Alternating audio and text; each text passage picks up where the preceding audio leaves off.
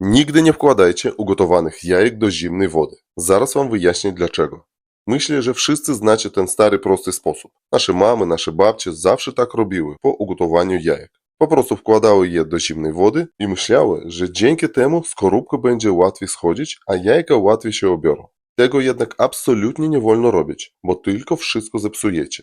Przy tak dużej zmianie temperatury z gorącej na zimną, skorupka będzie odchodzić dużo gorzej. Po prostu naruszycie jej strukturę. Więc żeby jajka dobrze się obierały, nie wkładajcie ich do zimnej wody. Zamiast tego podczas gotowania dodajcie do wody pół łyżeczki sody oczyszczonej. Wtedy jajka będą się świetnie obierać.